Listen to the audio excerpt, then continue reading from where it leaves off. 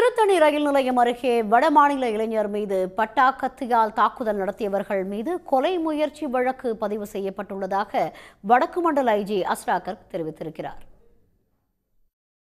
திருத்தணியில் ஒடிசாவை சேர்ந்த இளைஞர் மீது சிறார்கள் பட்டா கத்திகள் கொண்டு கொடூரமாக தாக்குதல் நடத்திய காட்சி வெளியாகி பதற்றத்தை ஏற்படுத்தியது. இந்த சம்பவத்திற்கு பல்வேறு தரப்பினரும் கடும் கண்டனம் தெரிவித்துள்ளனர்.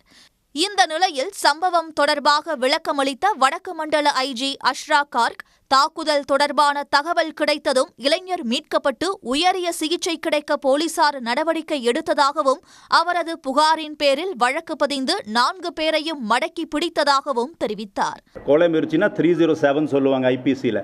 இப்போ அதுக்கு புது சட்டங்களில் பிஎன்எஸ்ல 109 பிஎன்எஸ் போட்டிருக்காங்க. அதுதான் இந்த கேஸ், இந்த வழக்கு பொறுத்திருக்கும், இந்த சம்பவம் பொறுத்திருக்கும் மேக்ஸிமம் செக்ஷன் நம்ம சட்டத்தில் போட முடியும். அதை அப்படியே இன்வோக் பண்ணியிருக்காங்க.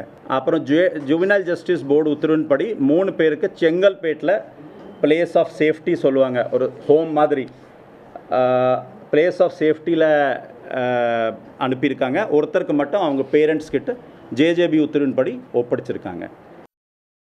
தொடர்ந்து பேசிய அவர், வட மாநிலத்தை சேர்ந்தவர் என்பதற்காக தாக்குதல் நடத்தப்படவில்லை என குறிப்பிட்டார். சிறார்களிடமிருந்து 2 பட்டா கத்திகள், செல்போன்கள் பறிமுதல் செய்யப்பட்டுள்ளதாக கூறினார். இதேபோல் பாதிக்கப்பட்ட நபர் உயிரிழந்து விட்டதாக தவறான தகவல் பரவுவதாகவும், ஆனால் அவர் சிகிச்சை முடிந்து சொந்த ஊருக்கு திரும்பிவிட்டதாகவும் தெரிவித்தார். இதுவரைக்கும் முதற்கட்ட விசாரணையில் நார்த் இந்தியனுக்காக மட்டும்தான் அடித்ததாகவும் எவிடன்ஸ் எங்ககிட்ட இல்லை. அதான் நான் சொன்னேன், இவர் பார்த்துட்டு இருக்காரு, நீ முறைச்சி பார்க்குறியா, அதுலேருந்து தான் ஸ்டார்ட் ஆகிருக்குது வழியா.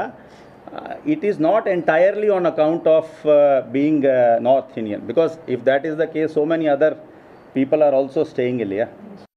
பாதிக்கப்பட்ட நபர் புலம்பெயர் தொழிலாளி அல்ல என்றும், ஒடிசாவை சேர்ந்த அவர் தமிழ்நாட்டில் பல்வேறு பகுதிகளில் சுற்றி வந்துள்ளார் என்றும் தெரிவித்தார். இது சமூக வலைதளங்களின் காலம் என்பதால் மாணவர்கள் மோதல், சிறார்களின் ரீல்ஸுகள் கண்காணிக்கப்பட்டு பல வழக்குகள் பதிவு செய்யப்பட்டு போலீசார் நடவடிக்கை எடுத்து வருவதாகவும் தெரிவித்தார். உடனுக்குடன் செய்திகளை தெரிந்து கொள்ள சன் நியூஸ் பெல் ஐகானை கிளிக் பண்ணுங்க.